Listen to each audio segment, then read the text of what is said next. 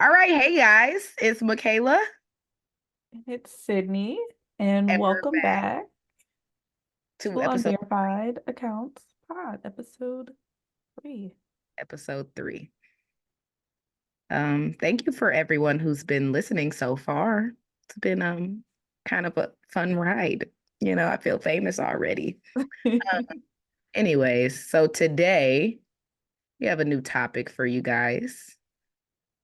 We're going to be talking about our experiences at PWIs versus, well, not universities, but like white schools versus going to HBCUs for college. So I think it'll be good. I think a lot of y'all can probably relate to that in some aspect. I know I have a few friends who the difference. I'm like, girl, you a new person ever since you went down to that dirty south, you know? Shoot. Um, yeah. You want to start us off with our questions, comments? Your questions. Let me get back to the doc because I've been all over the place. That's why I asked you because I had to open mine back up. Okay, so let me just read it. Okay, so the first question is like, what were like, let me stop saying like so much because I noticed that last episode it pissed me off. What are the major I was thinking that differences too. between going to a PWI versus HBCU? Um, yeah.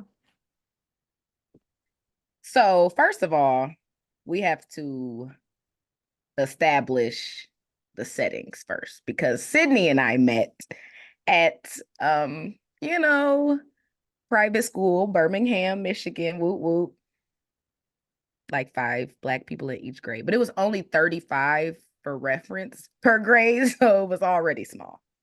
Yeah. But it And was then really preface like, this by saying our school was for gifted kids. mm, So you yeah, had to take like certain testing and like IQ to testing get in there. to And get we got in. in and we did. Okay. Um, but yeah, so I would say when you're younger, it doesn't seem like that big of a deal. Like, our parents, both of our parents were born the same years, pretty much like in the 60s. So when, I don't know if you can relate, you probably can, but if my mom said something about, being Black or like related to race, it's like, oh no, it's not like that, mom. Like, I don't. But then you get older and look back and it's like that is important. Like you only have a select few amount of people. We're going to edit that out. But you only have a few people who really look like you or you can relate with, and at the same time being at this white rich, because let's be clear, not all, most of the people there were extremely smart, but some of them, they just had a little money, a little chump change. So being in that environment, it also could kind of feel, at the time I didn't think that, but looking back it's like you feel like you might be that trophy Black person here or there, like, oh, she's so funny, oh, like, wow, how did you do that dance, like, and my slow butt was so do it. Oh, y'all thought that was funny. You thought that was funny. But as far as the schooling, I mean, it was good. It's like I like the well-roundedness of it because you could have a lot of fun while also being challenged.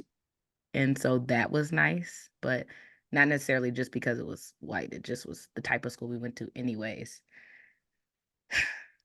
But let me tell you, them HBCUs, woof, it just feels like you're home. Like it feels like there are people, because if you go to a school in high school or middle school, it's gonna be people like you, but especially at that age, people are trying to fit in. Like everybody's trying to fit in. Nobody's necessarily gonna be themselves. But when you go to a HBCU, there's nothing but Black people. So you're gonna have the Black girls who have white friends, or you're gonna have the Black girls who did kitchen hair with the hot comb on on well, I did both. But like you're gonna have the kids who watch anime or had their emo phase. Like it's all of that, and you don't have to feel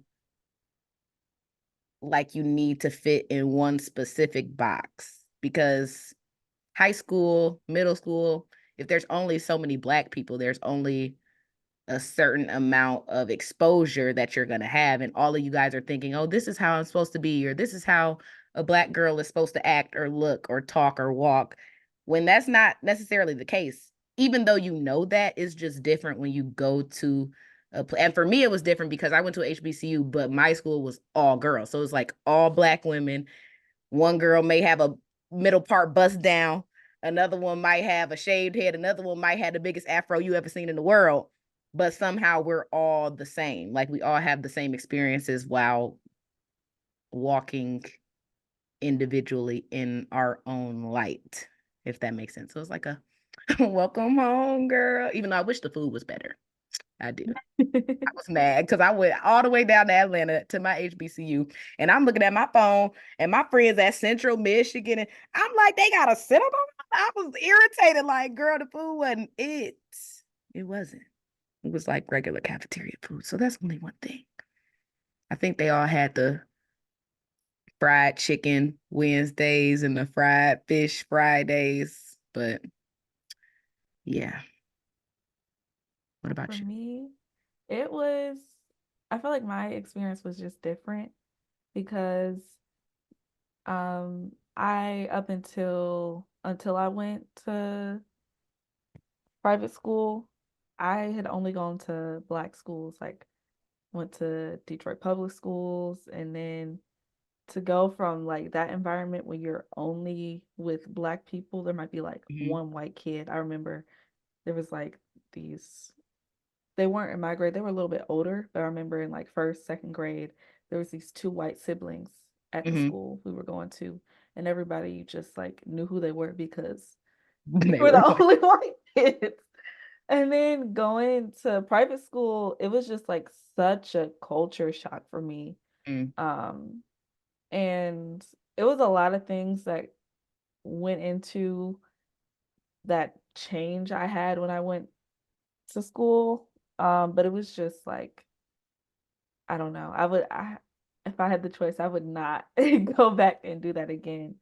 Um, yeah, because I like everything I did was with black people, black church, black mm-hmm. dance studio. Like even when I was taking piano lessons, my piano teacher was black. Like my parents went out their way to put us in Mm-hmm. black spaces. So to go into that space Mm-hmm. was just like, what is this? Like I didn't that's I think that's when I became, well, I've always been quiet, but that's when it became like Like, extreme. Like I really went into my shell. Like mm-hmm. my teachers will always say, "Oh, Sydney, she's really bright, but if she just spoke up in class, like she could do so much better." But I just was terrified. Yeah. So that's interesting that you say that because I don't like, okay, so when I started, I was in second grade. So seven, you're not really, Mm-hmm. even though you came 10, it's a big difference in seven and 10. Like seven, you're not really thinking about that stuff. But I would say I never really thought about it until high school. Not that I didn't think about it, because obviously when you're 7, 8, 9, 10, 11, whatever, oh, yeah, we the only black girls, and we still have our black persona per se or our black identity because when you go home, you're with black people. So I don't think that side of it I never really thought about because I've always been the person like whatever room you put me in, most likely I'll be able to talk to somebody or I'll be able to relate or fit in some type of way. So like, you know, before then I went to Cornerstone, so it's a lot of black folks there. I was in first grade I lived in Southfield, so a lot of black folks there at my little first grade school. But other than that, once I got there, obviously it's a lot of white people, but I immediately gravitated towards the black people. So it was never like I really felt like this extreme culture shock because at the same time, when I go home, my grandparents in their 80s, like from Alabama. So I still have this reference of, I think I just was able to compartmentalize it. Like when I go to school, I'm not thinking about, oh, they're white, oh, they're black. You think about it as you get older, like maybe middle school, just as you grow up with the same people because through the grades you might get one new black person that year and it's like, oh, we got six now. Like, ooh, we could start a basketball team on our own. But I would say until I got older and it was like, these the guys I gotta choose from. Like it was like, okay, when I'm gonna go to high school, I'm gonna get me a nice little chocolate man because I only got two to choose, literally two Two. to choose from If we're being real right now. honest, one. But I'm gonna sit on that one. Yeah, one. And I swear I was in love. I wasn't. He was just black and I just needed some chocolate, you know. you know what? Whatever. But yeah, so I would say once I got to high school, let me mute that. Once I got to high school, it was like, I don't know. It just was different because my school, so I went to Farmington. So it was pretty much a third, a third, a third. Like, and then at Farmington, you're right by Southview. So you still have a real good balance. So in my classes, I would take AP honors. It wasn't as many black people, but I was used to that because I just came from this other school. But on the sports teams, which that sounds real stereotypical, but on the basketball teams, I mean, shoot, there go your kin. There go your kinfolk on the sports teams. But it was just, I don't know. It was different. Like I got to be around more, just more black people, like more of a diaspora, I guess. So as I got older and I'm talking different in high school or college versus when I was in sixth grade or seventh grade with all these, Caucasians, it just, I think it added to my well-rounded versatility, I'd like to think, because Hmm. one minute I might be a little half ghetto, and the next minute I can just turn it off and be like, I do girl, agree with that because I I write had a sins, whole tragedies. What did you talk? You know, that's what I was saying. I had a whole punk rock emo it's phase, just, and yeah. then I would like go to church and pretend like that side of me did not exist. Mm, Um, but yeah. I feel like for me that transition to uh school was different because when I was in like mm, as a pale person, and I don't want to bring up this whole colorism thing, but But it's a my thing. parents always warned me that, you know, they're not picking on you. They never said it was because I'm prettier, because I'm light skinned. It was never that. It's just like you stand out because you're significantly lighter than everybody else. My uncle used to call me growing up, my nickname was mulatto and Mm, light bug. You know what that meant? You're pale. Like, right. so I like bug. I just I don't know. It just always like from a young age, I've always just noticed the differences Hmm. because of that. And then when I transitioned to that new school in fifth grade, and it was just like really poor timing because I was getting bullied, and then everybody was coming over to the same school, and it was just like, it's so few black people. I'm gonna just be here, be me, and be by myself. And that's really kind of what happened. And that's why we didn't become friends until later Yeah. because I didn't really speak to anybody. I was Hmm. just I was just there. But then when I went to North Carolina Central, um, it was like it was a hard decision to make because, I had gotten into my dream school in December. Um, so when I went on that tour and fell in love with Central, I was just like, do I want to go through this again? Because I had kind of had like so much kind of trauma, but it wasn't really trauma. It was just like a figment of my imagination, like my childhood self, like Mhm. was repressed into thinking like you're not really black because you're so pale, even though you have two black parents and four black grandparents. It's just like, you take those things people say to you when you're kids and you just hold on to them. So Mhm. I was really nervous about going to Central just because I didn't know like where I would fit in and if I would be accepted. But then I went there and it was like, oh, I'm like, there's mixed kids, there's white kids, it's no Mhm. problem. But I was so nervous about it because of that. That's interesting. Mm. I would say the difference too is so this isn't a knock. It's just it's kind of like if you go to an all girls school and let's say high school, like let's say you go to Mercy and you're good at basketball or soccer, and then you go to this all girls school and it's like, dang, there's more that are good because it's only girls. So there's gonna be some people who are. Mm-hmm. So when I went to Spelman, it wasn't hard because I know my capabilities and I know what I can do and how smart I am and all that. It's just you get here and you see that there's so much black excellence. So now you feel like if I'm not excellent, I'm down here. It's so Mm-hmm. when I see people like even now, if I'm on my Instagram, I might see somebody who went there when I was there and I'm like, dang, doctorate already? Oh, and I'm like, oh, graduated from, oh, okay. Wow, Johns Hopkins. Okay. That's That's nice. something I I Like hate it's now. Like I sometimes I have to like literally take a break from Instagram because I find Mhm. myself comparing myself to all the other people who graduated around the same Mhm. time and all the accomplishments that they have made when it feels Yeah. like even though I've done a ton of stuff, it feels Right. like I've done nothing with my life.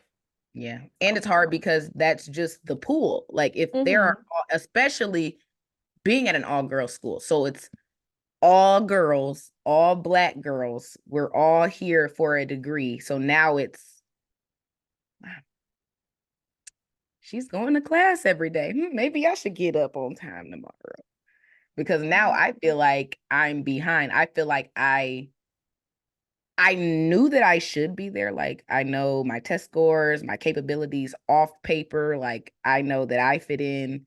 And chances are, if I'm in this room, I belong to be in this room. But it was, do I deserve to be here? Because now I'm not making an effort. So now I'm like, do I have the drive these other people do? Because they're getting straight A's. And I know that I could if I tried, but I'm like, For me, it was the opposite because I feel like I struggled so much in high school mhm, that when that first semester hit and my GPA I think was like a 3.7, my parents were like, "You had a 3.4 in high school. Like, what's going on here? Like, you're mhm, smart." And it was also that for me it was like, oh, in my freshman year of college, I was taking classes with like the sophomores and juniors because mhm, of AP classes.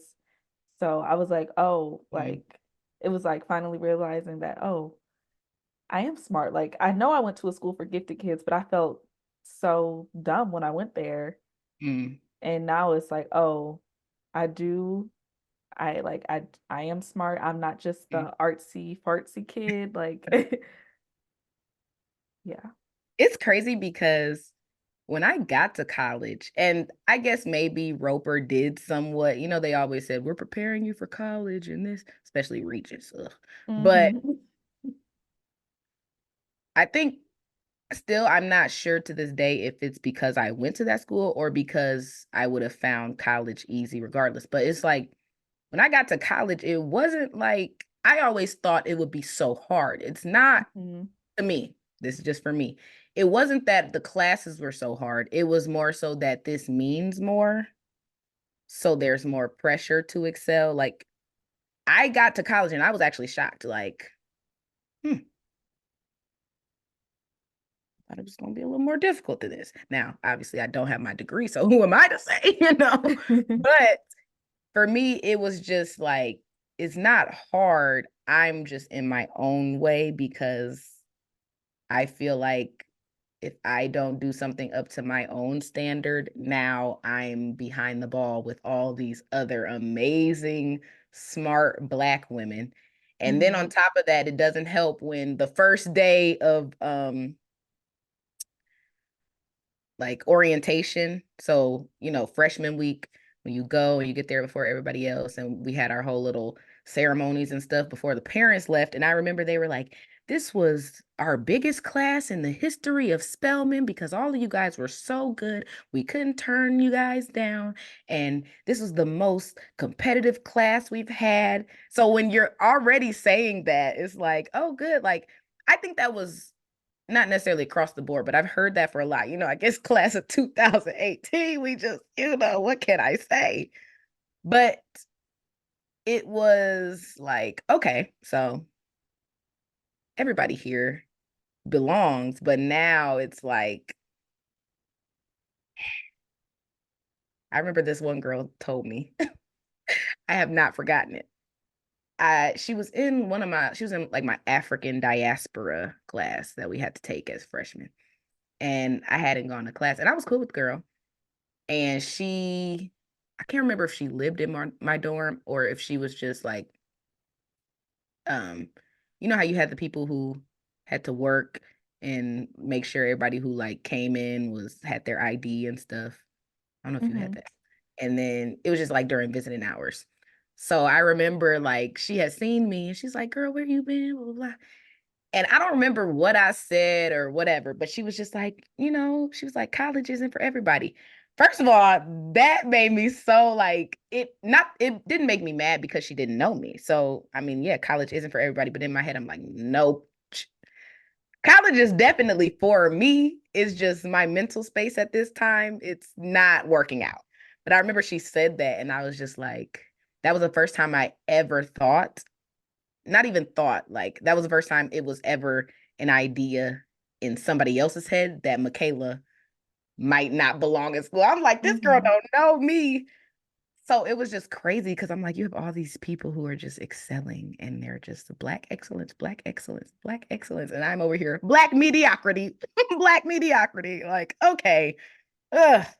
So I think that would be just the main, like the most significant change for me. I do say like, mm, although that like sophomore year of high school was real tough, there's Hmm. nothing like going to a school in a state where you know nobody, have no family. You went to the school and thought you were gonna have one person, but she decided to go to U of M last second. So you're just here like by yourself. And as much as I love my time at Central, those first 2 years were real dark. Like I started At going to least you made it therapy too. because yeah. Should have came to Clark. Because I'm sorry, I They wasn't didn't going. accept me until Yeah, you did tell like me. my second day of classes or something. I I said, wasn't going to North Carolina Central I know. because my dad went there and he had tried to get me to go there. I'm like, sir, you was not about to be visiting me every other day, even though he probably wouldn't have. Like, let's be clear, knowing him, probably wouldn't have made that trip every other weekend. But I don't even want to take the chance. I want to be by myself. Why you think I'm in Atlanta? BMS. Yeah, so I guess what else were we going to talk about? The difference in the people there.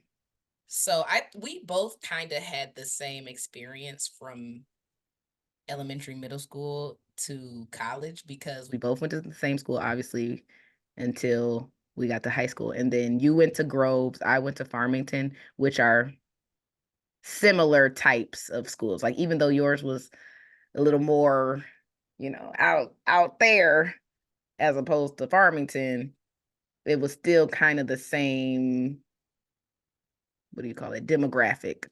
Mm-hmm. And we went to HBCUs. So I would say the difference at Roper, you definitely had some. I mean, anywhere you go with white people, you're gonna have people who may be a little like on the fence. Like, like was your grandparent in a sheet or what?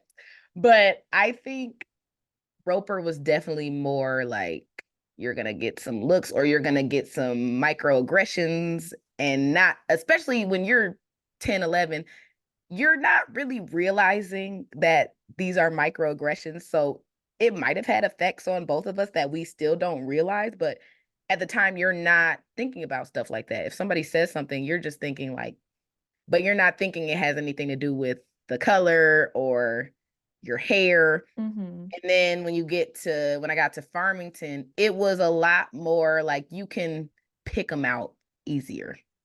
Whereas at Roper, you had people who their parents might have been slightly racist or uh I can't even think right now. But yeah, but they might not have been. Whereas at Farmington, you had where it's a lot of different type of white people. So you have the people that might laugh in your face and you not realize.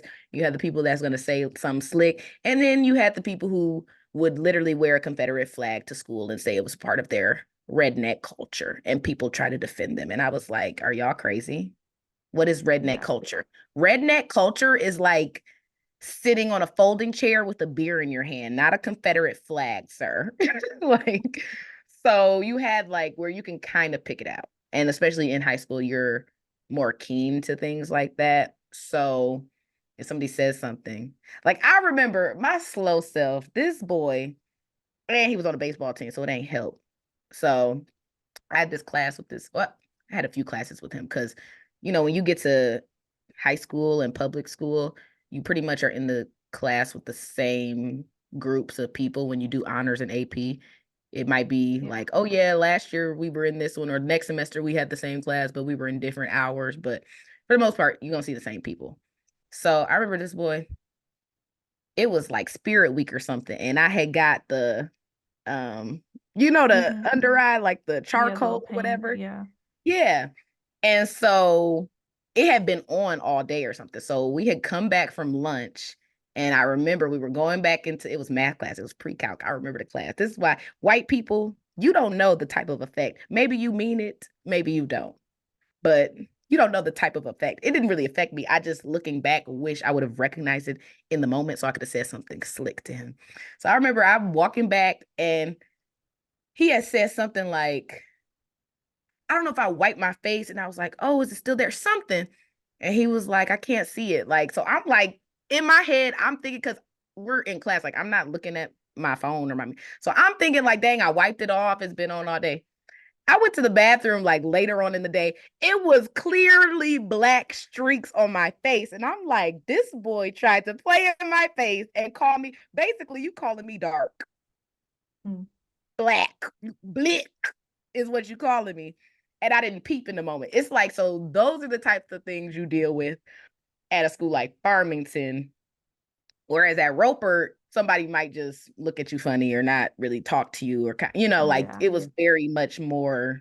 Or they would have some slick comments because, me taking all those art classes, Hmm. I heard some stuff and it made me question myself as an artist, like, oh, you're saying I'm not a real artist and the only difference between me and you is I'm black and you're white. Mm. That's funny because I Ours. never had that. Mm, But I also didn't. this was in high school though, because I stayed Oh, there that for a makes year sense. longer. Yeah. That makes sense. And I think I was about to say, it's funny you said that because when I was talking about that incident, I was also about to say it's also different because we were there in high school. So in high school, people are going to be a little bit more, you know, Mm-hmm. but yeah, I would say it just was, and two, at Roper, those white people were protected more than the black people. At Yeah. Farmington or at Groves, I'm not sure, but I can kind of assume it's well rounded enough, and we only really had like one black teacher, but you'll have a black assistant principal or a black, somebody who Mm-hmm. you'll feel at least like you can talk to this person, or that they'll try to, whatever. So I did have an incident at Farmington where it was just like, okay, I don't know if it was a black thing, it might have been, but I remember at Roper when I first got there, I'm not gonna name any names. I'll tell you after. I don't know if I ever told you this. When I first got there, I think it was my first year. I was in second grade. And do you remember? Oh, no, because by the time you got there, we would have gym in the what you call it Yeah. building. But in like stage 3, sometimes you would have gym in the domes. Oh yeah. So I remember we would have gym in the domes. And it was a few times I was going to the water fountain. And as I'm drinking my water, I felt a little graze on my booty. And I'm like, so now my mother raised me to tell her. So I told her, like, yeah, this boy, he keeps touching my butt, blah, blah, blah, blah. And basically, my mom went up there and we had a meeting, and their response was, well, he's lived in other countries. So, that's that's like as if in other countries there's different customs, right? And it's funny, Custom is like, where is it okay to touch somebody else's butt? but my thing is your parents are American. Yeah. And if you don't teach them, tell them this is not okay. This is so it was like, okay. And I think at that point, mama, and it's funny that I actually made it there another 6 years, but I never had another issue with him. But it just was like, and it's funny looking back because I kind of forgot about it until I was like, dang, he sure was. And this is a person we went to, he went there all the way up until graduation, I think. Mm. Well, I filmed the graduation, so let me know. I'll tell Touch. you who it was Mm. off camera. We have to keep our Yeah. anonymity.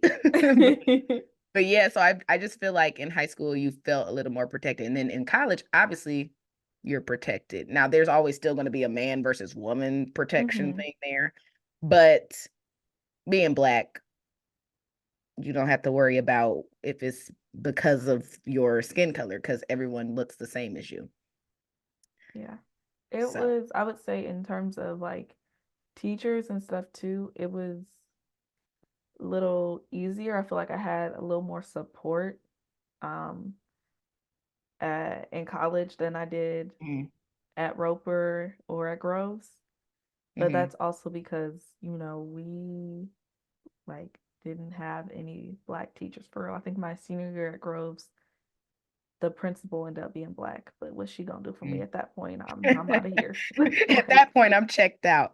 Yeah, see, because Farmington, like I said, it's the midpoint. So you have a lot of people who live in Southfield who still go to Farmington, or like mm-hmm, by the time I was a senior, Harrison was closing. So a lot of them were like on our sports teams, or the freshmen were coming here. So it was like you had a lot of balance. But I know we had a black assistant principal my sophomore, junior year.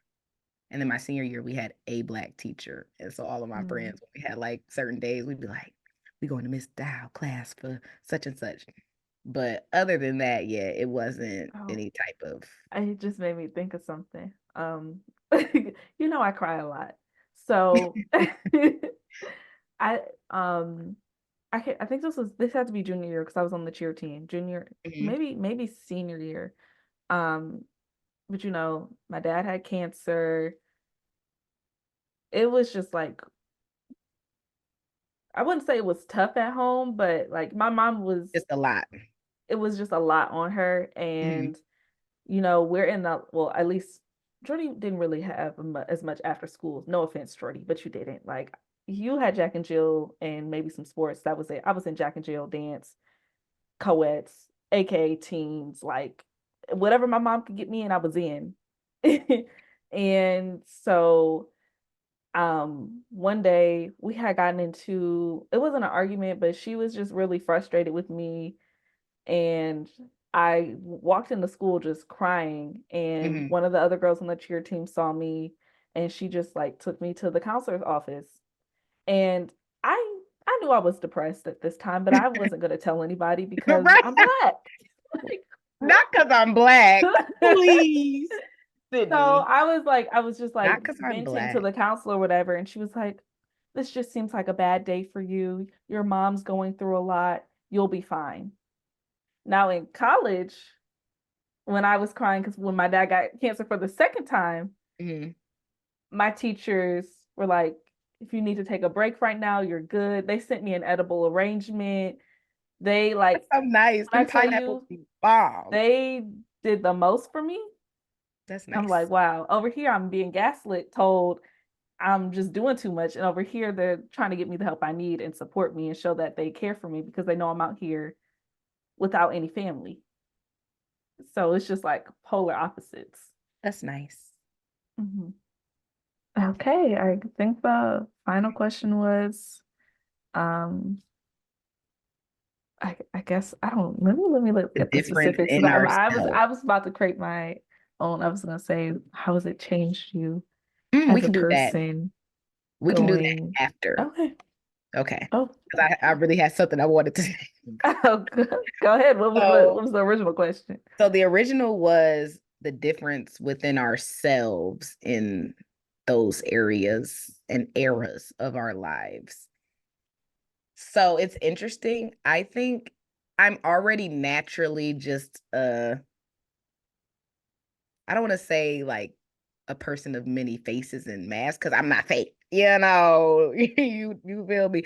But I just have like different, I think everybody's like this, where they have different personalities and they come out depending on who they're with or the circumstances they're in. But for me, I think I really started to recognize that because one minute got a little Valley Girl accent and I was like, "Ooh, I'm starting to be one of them." And then the next minute I'm at Farmington. I become around different types of people. I start letting my little accent come out. It's not even letting it come out. I think I just developed it. But I would say the main thing for me is like you have to not have to, but as black people, we're used to having to speak a certain way or act a certain way when we're around white people. So it's like, okay, when I'm in a certain room, I'm going to be one way. And it wasn't like that necessarily in high school because people were used to me being the class clown in the hallways. So they knew I was, but if I had to answer a question, I'm very articulate. But I would say this is why our friendship, like, I just love so much because out of all the people, I have a couple friends that I'm still cool with from, Roper. Really, yeah, only like a couple that I'm still friends with from Roper and that know me from then, knew me in high school, know me after college, but people who I've met from 2018 and so on, I feel like they don't know me in my entirety only because you know me when I'm talking like I have no form of education. You know me from when I was the one getting the straight A's. You know me now working at a warehouse, figuring out what I'm doing next. You know me being the class clown. You know me being serious. So I think that's why I just feel like you get me so much because we had very similar experiences. And also, I feel like a lot of people who meet me now, they meet the Micayla host school. So they meet me. I might have a couple slip ups because yeah, it's been a while since I read a book. That was grammatically incorrect. I'm sorry. Let me edit Mhm. that message. Um, they know me from how I talk now, which is not really an insecurity for me. It's just because my grandfather was an English teacher. So he had his kids speaking to the T in a dictionary, thesaurus. He read the almanac all the time. And my grandma was a principal. So growing up, she's teaching me cursive. He's correcting my language. My mom's correcting my language. So sometimes I feel like the people who meet me now from the way I talk, from what I do to make my money, from what I don't do, meaning not in school or not doing X, Y, and Z, I feel like they see one side of me even though this doesn't really have to do with HBCUs versus PWI, it does Mhm. because my swag has changed. Like my my drip ain't the same. You know, my language and my structure of sentence isn't the same as it once was. You know, like, but I can go back and forth. So I think the difference in me in those eras is like filling myself out.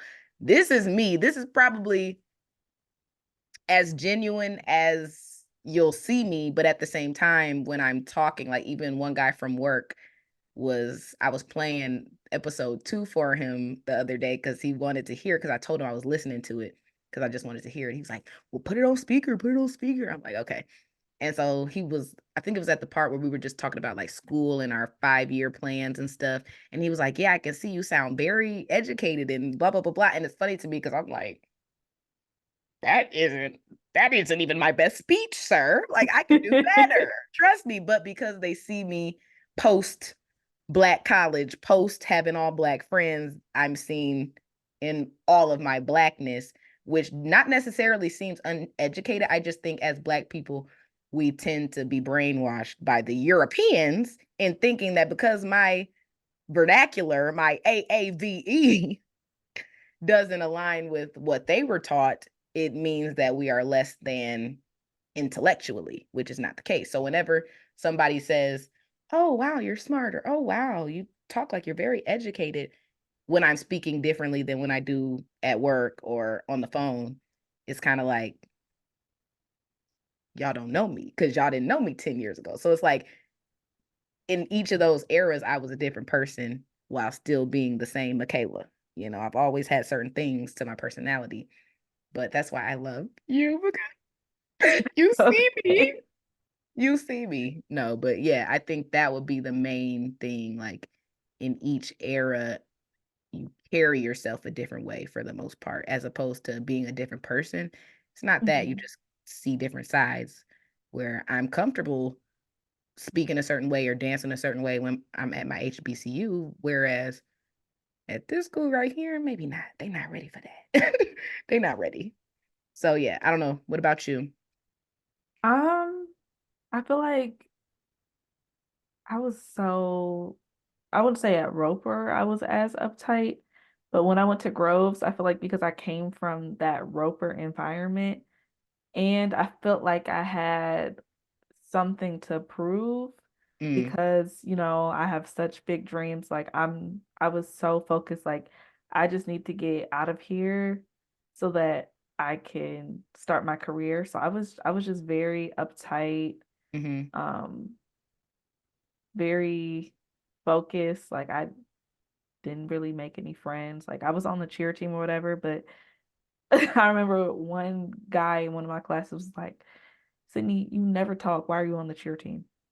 I was like, what? What does it have because to I do? didn't like I didn't talk in class at all. But at the same time, I was like, what does that have to do with me That's what I'm being on the saying. cheer What does that team? have to do with cheering? I have a Um, voice. I just don't want to talk to you. Maybe you should, maybe that should be a cause for concern for you that I don't want but to talk. everyone was kind of like that because I didn't talk to anybody. Um, and I feel like going to HBCU, I was finally just like able to let loose. Like I felt like I wasn't competing and trying to prove that the career I'm trying to have is not ridiculous. I mean, I did have to do Mm, that for some people. Like I'm still upset about like letting certain people in my life after they've said, well, if mind you, it's only freshman year of college. Why are you asking me? Well, if fashion doesn't work out, what's your backup plan? And you're getting upset with me because I'm like, there is no backup plan. Like this is the plan and it's gonna work out. And it has worked out mm. for me. I That's might like be somebody struggling a little bit, but I've done it. saying, So period. That's like I'm somebody saying, here. so if you fail the MCAT, what's the backup plan? Like nobody ever says that. Nobody ever asks Hmm. somebody, well, if you don't become a doctor, because I've seen your test scores, what's the backup plan? Like, Yeah. but just because. And I think that's still our people in general. Not that every single ethnicity or race or nationality doesn't have those things, but especially not even just Black people, but people of color, minorities, because we once were told and our ancestors were told you can't do this or Mm-hmm. shouldn't do this. Like, okay, back when everybody just was working at a factory or, becoming teachers and all that just to make sure they had a stable job because they couldn't afford the risk not to have a stable job because there weren't too many opportunities for us. So I think now it's still that trying to beat into people's heads like if this is something I want to do, there's still a market for it. Like, I don't think it was that. I think I'll tell you more about it afterwards, but okay. I think it was simply that I'm not afraid to go for it and live out my dream. I'm not afraid of the risk, and Hmm. they were struggling with their major and didn't really Hmm. want to do their major, but were Mm. doing it Oh, for the I was money. thinking, okay, so This this was student. someone, yeah. I Hmm. was thinking more My so. teachers never said that. I Okay. mean, in high school, Hmm. my physics teacher, I think it was my physics and my chemistry teacher. But I think I was taking chem at the time. Hmm. And he asked me, "Oh, what do you want to do?" I was like, "Oh, I'm gonna study fashion." He was like, "Are you sure you're really good at chemistry?" And I was like, I might be good at it, but no." And the funny part is chemistry is a big part of fashion and breaking down all those stupid Right, experiments we have to do. right.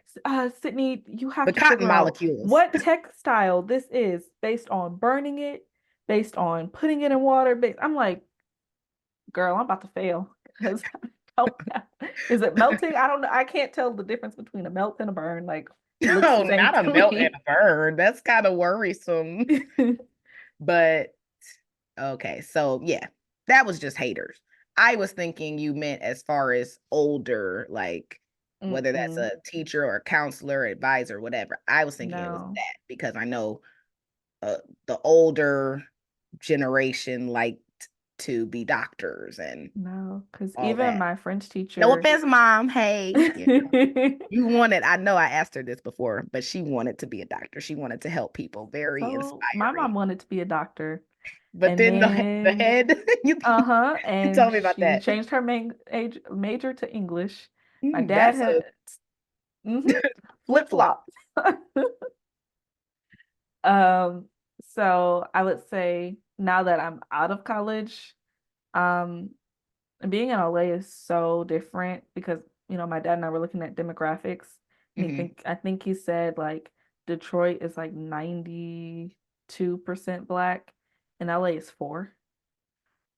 So it's been a really big culture shock, not only being on the other side of the country, but Hmm. just trying to find Black people. And I would say all the friends that I have made now, in LA, most of them, all but one, have gone to an HBCU and graduated from an HBCU. The My roommate, she's just the outlier. She wanted to go to Clark actually, but had to change that last minute. And I think that's probably why we connected a little bit because she almost went to one. Almost. But outside of that, like I just feel like I've been more free to be myself.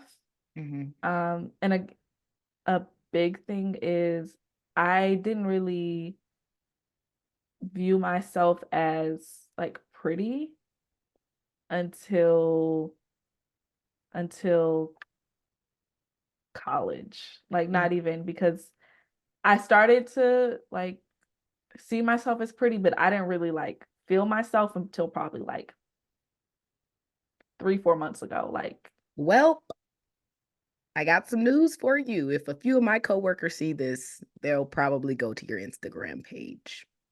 I actually please had don't. one of my supervisors. He was like, "Oh, this your friend?" Because whenever I'm on FaceTime with one of y'all, they be like, "Who that? Who that?" First of all, ill. They don't want you. Please, sir. No. But yeah, I was like, well, her Instagram right there. Go to the Instagram. Why you asking me? It say Sydney Milan in the corner. Or that one, because this is mine. Um, but okay. Yeah. So all right. So how has it changed us? Hmm. You can go first. I want to How's think it a bit. changed me? Yeah. That was your Um, question, girl. I don't know why I came up with it. I think it was a good one. Um, it is a good one, but I'm just like, I would say going to HBCU, I became more confident in myself. Um, I was always very timid, but I don't know, something just clicked in me. And senior year, I did some stuff I would have never done in my life. Like I ran for Miss NCCU, and it's like, girl, where did you get this confidence? Because And I then, was like, what? because I wish I had I wrote it. wanted to do it, and I'm mad that I didn't just do it junior year, but it was just like, it was a lot going on with the fashion show and all that stuff, Mhm. and crossing, and I was becoming an RA and all this. It was like a lot going on all at the same Busy time. girl. So when nobody ran and the opportunity was there, I was like, well, nobody else will do it. I'll do it. Like, like it wasn't even that I wanted to win. I just wanted to kind of just prove to myself that I could do it. Mhm. And See where it took I'm, you. hmm and I ended up winning the pageant, all except one category, and lost the vote, which people were very upset about. But I was happy because I was like, whew, You didn't that's really over want with. to. She didn't really. She wanted to do it, but she didn't really want to, do what I comes wanted to after. do it, but then when I saw how unorganized it was, and we didn't, Oh they yeah, there makes sense. wasn't a person over, what do you call it, the royal court and Mm. all that stuff. They were like, Yeah. it was a hot mess, and I was like, "Ooh, I'm already an RA, already dealing with like three positions being an AKA. Hmm. I need this one needed to be organized, and it's not, and I don't have the effort to put into it. And I feel like it developed my sense of delusion a little bit. Like I just, because I think I just started doing stuff just to like do it, and it really worked out for me. Like I was just winning stuff and collecting awards, and now I'm out here like you can't really do that anymore in the real world. So it's just like, wow, there's no gratification out here. Just go, go, go. So for me, because my HBCU negatively and positively impacted me. Hmm. I'll say when I first got there, I was really nervous. Like I was so insecure because I knew that I had gone to white schools. And not even that, it's that I'm an only child, or I have brothers, but I was raised as an only child and they're like 37, 38. So it's like even if we grew up in the same house, like it's a difference. But I knew that I didn't have those cousins and cookouts and brothers, sisters to like put me hip on a lot of stuff. So the things I got hip to was me like the end of middle school and once I got to high school. So the stuff before that, like the classic 2000s hits and certain things, girl, I was so nervous. I was like trying to study songs before I went there so I that I was could too. know. And then I get there, and that was right when City Girls started blowing up. I didn't know the dang song "I Take Your Man." It just was playing every day in the cafeteria. People was getting lit and twerking in the cafeteria, and I'm like, "Who are these?" Oh, City Girls. So I was so insecure at first. Like, I mean, I still am sometimes. Like, I'm sorry to this man, but I don't know this singer. Like, I don't know who that is. Um, so I would say I don't think I spent enough time there, honestly, to have reaped all the benefits because I think obviously if I had been there longer, I would have been standing much more in my blackness, in my truth, in whatever that Hmm. may entail. I think, but at the same time, it's like you don't have to know all the songs to be black, because girl, Yeah. I'm black. I'm one of us. Um, I would say what I did enjoy was, like I said, it was just me and my mom growing up. So I loved the fact that it was this sisterhood. Since I was at Spelman, it was like this is what they push, this sisterhood and all this. Now that kind of sounds like a cult on the surface. Like, yeah, the sisterhood. Like they talk about this sisterhood. But in all honesty, like I loved that. Like I just wanted to feel a part of something, and I did while I was there, definitely. But I would say negatively, the impacts were, like I said earlier, is just feeling like going from it's only a few black girls, and out of those, like you might be the most creative, you might be the smartest, you might be the most popular, and then going to a school and it's like, I feel like I ain't shit compared to these girls. Shoot. Even though I know my worth, it's that at the time I really just wasn't ready to. I was just going through my own stuff. So it's like Mhm. that in and of itself, it just was a cycle of like, okay, why am I not getting this? I should have gotten this. Why am I not getting this? Like, I don't think they're smarter than me. I think this just isn't clicking. So now I'm upset with myself. As opposed to like, I guess being happy that I'm in this environment where everyone is thriving. It was more so like, why are these people thriving and I'm not? Mhm. So it's kind of, it was like it was weird because it's like I was not used to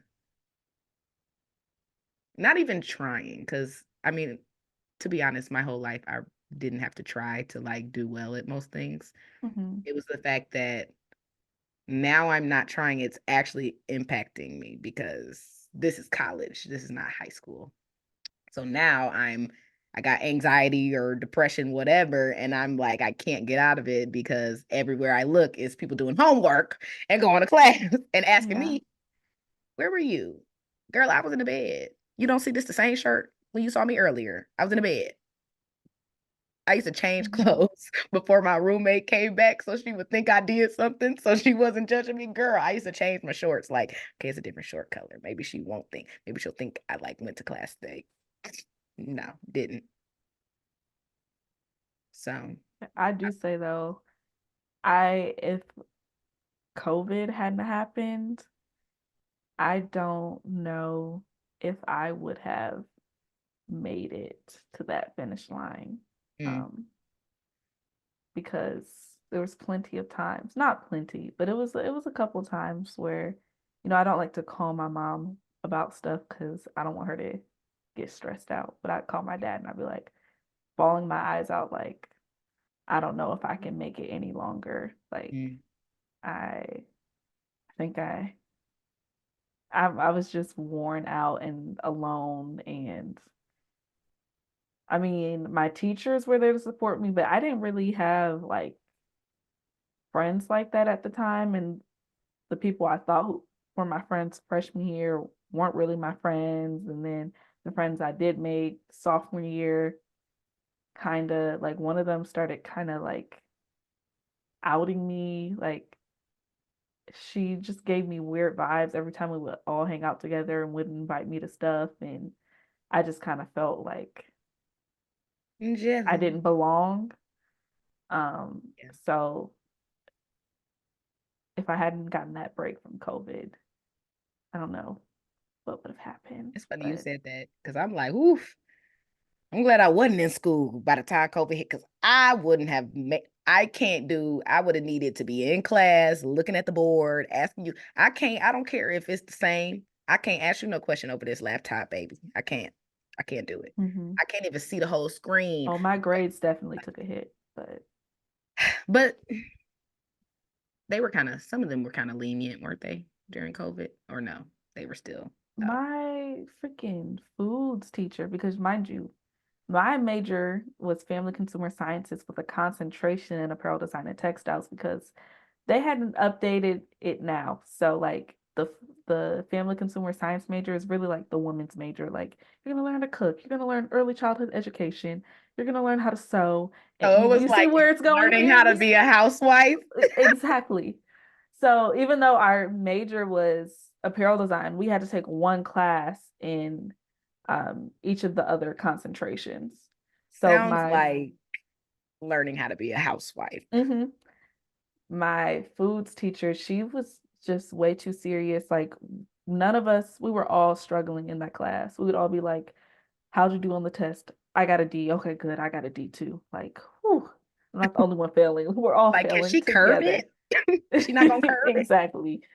So when the classes went virtual, like when we got sent home, it was easier because she was more lenient because it was like, oh, it's open book now, whatever. But if that class would have been in person, I probably would have taken it again. I don't know how And I'm I glad you would have did. survived. Glad you Yeah. did. Well, Anything else? Any other points? now I think that's all for me. It's getting dark out there. The sun is setting. Setting. Mhm. Yeah. I feel like I probably had more to say, but I don't. And I'm probably gonna remember something or think of something after we end this, and I'll be like, dang, I should have said that. Mhm. Oh well. Yeah.